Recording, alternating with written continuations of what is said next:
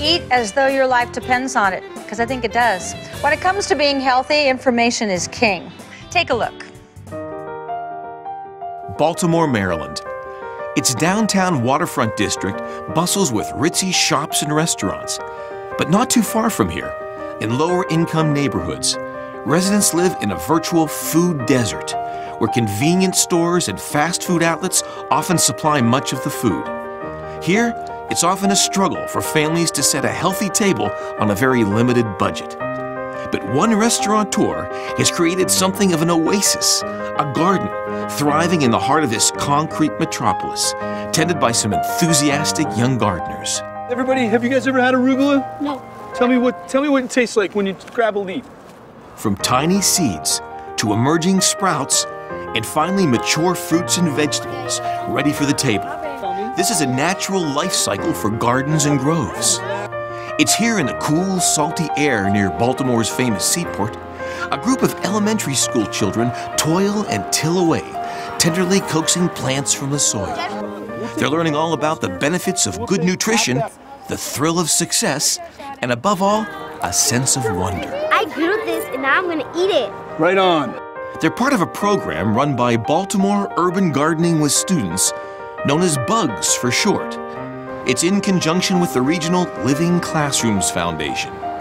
Here, 60 children bust in from disadvantaged neighborhoods experience a safe, healthy, and very tasty educational environment. Hey guys, let's go over to the main garden and grab some carrots. Let's do it. Chef Jerry Pellegrino, owner of the nearby waterfront kitchen, works with students in the greenhouse and gardens. They're growing all kinds of nutritious vegetables. Sadly, many of them have seen far too little of these in their own homes.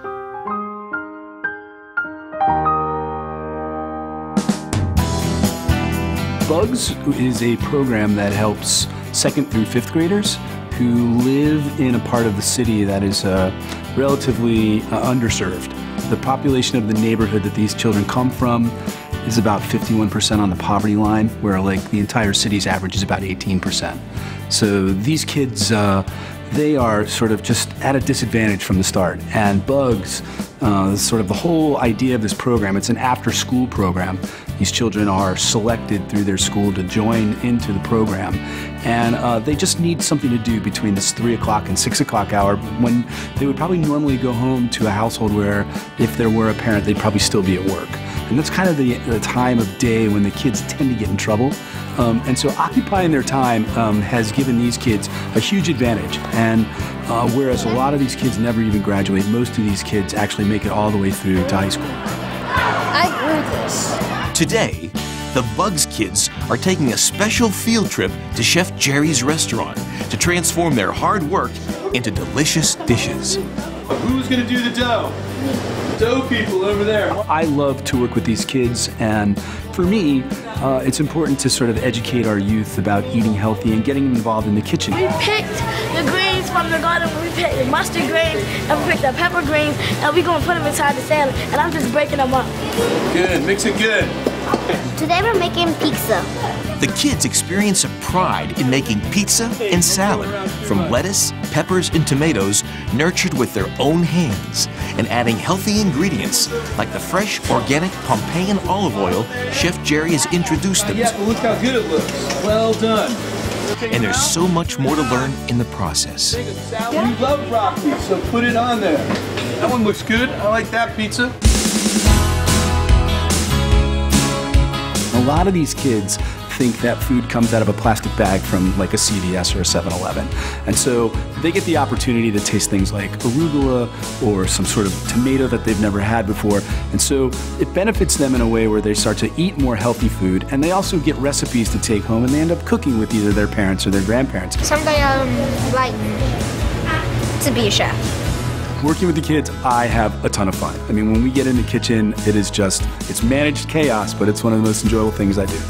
Almost all this food came from the garden. Seed to plate is kind of a phrase that we coined. A lot of people are talking farm to table, but we're involved in actually getting the seeds into the ground. So the gardens we manage with the kids and the greenhouse gives us the opportunity to actually plant for ourselves, grow for ourselves, and then get this food into the kitchen, whether it's with the kids or in the restaurant, and get it onto the plate and get it to the guests. These taste like radishes. Pompeian olive oil and all the products they make, they're very hands-on in terms of starting material and ending. And so just as we do seed to plate, they sort of do tree to table. And not necessarily owning all the olive groves, but being there for the harvest and watching the crush, and then taking this oil, shipping it in tankers into Baltimore where it's bottled, and then bottling it out at the factory fresh every day, and then knowing where it goes and what stores it's being sold with, and then they understand everything. And so it's really, truly as fresh as an olive oil product can be when it leaves the warehouse. Maybe the best part of this day, the kids get to taste the fruits of their labor. Good job, guys. Really well done. You're full, huh? Too much? You gonna take some of this home?